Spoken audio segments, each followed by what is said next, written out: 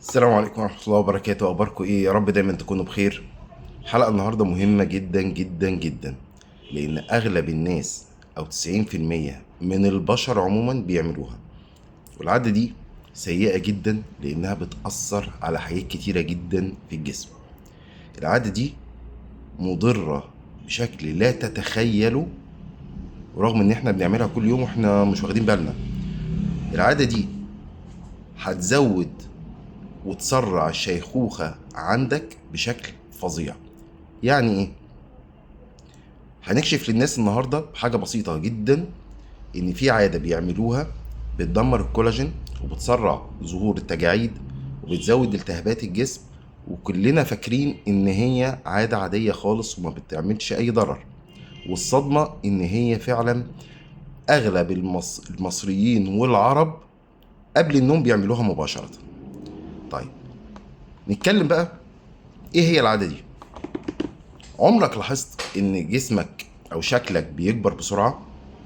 يعني بشرتك بتبقى مرهقة، مهما استخدمت كريمات نضارة او تفتيح او كذا او كذا او كذا ضد الشيخوخة، بس بتلاقي بشرتك مرهقة.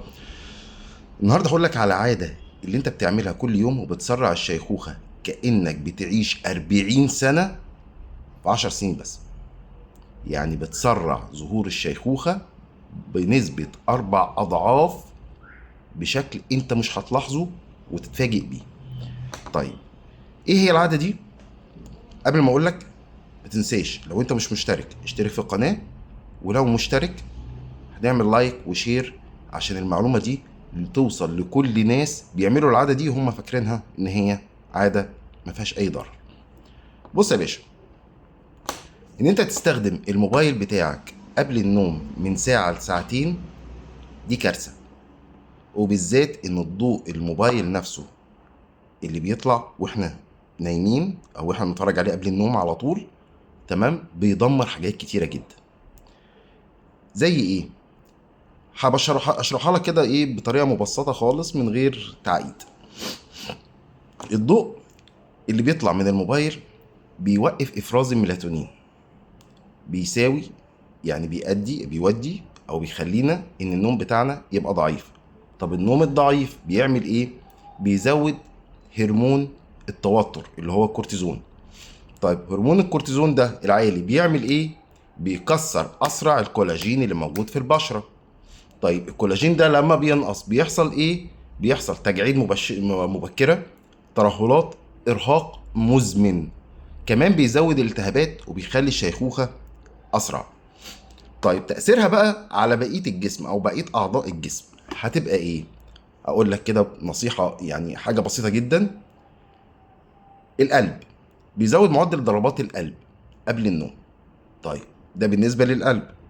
طيب بالنسبة بقى للدماغ، بيقلل تصفية السموم خلال النوم. احنا واحنا بننام الجسم المخ بيصفي السموم اللي فيه، فاحنا لما بنقلل النوم وبنزود كمان نسبة هرمون التوتر نفسه، احنا كده بنعمل ايه؟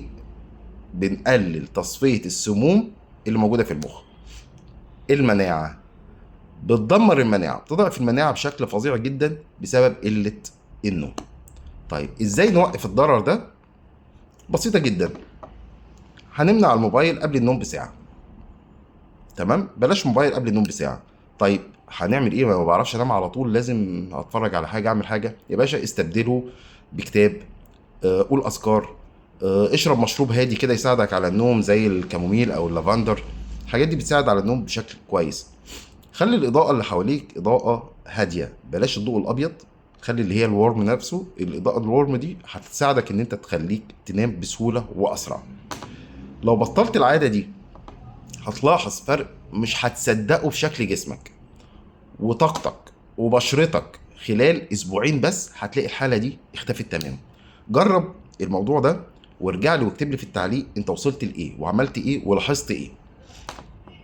اهم حاجة بلاش حاجة تضرنا، احنا فاكرينها ان هي عادة عادية جدا بس بتضرنا، فنبعد عنها ونستبدلها بحاجة صحية وحاجة صح. خلينا نرجع سيبك بقى من التكنولوجيا والحاجات اللي هي بتدمرنا دي كلها، تمام. نرجع بقى ايه للشغل القديم بتاعنا، هو القرايه، الاذكار، نشرب حاجه دافيه قبل النوم، هتلاقي النتيجه معاك احسن. هتلاقي نسبه الشيخوخه عندك بتقل، بشره بقت احسن، فبالتالي هتلاقي جسمك احسن والطاقه احسن وقلبك احسن ومناعتك احسن. فيا ريت نرجع للصح تاني. ما تنسوش تعملوا اشتراك في القناه وتفعلوا الجرس عشان يوصلكم كل جديد. وما تنسوش تعملوا لايك وشير للحلقه دي بالذات عشان توصل لناس كتيره جدا. وخلي بالكم ان الاطفال مهمين جدا، ان الموضوع ده ما يعملوهوش، عشان فعلا جسمهم بيكبر زياده عن اللزوم، والشيخوخه عندهم بتظهر مبكره جدا ايام اللي بعد كده. ان شاء الله ربنا يحفظكم من كل سوء. اشوفكم ان شاء الله في حلقه جديده باذن الله، في معلومه مفيده هنستفاد بيها مع سر الطبيعه مع ابو عيسى. اشوفكم دايما بخير. السلام عليكم.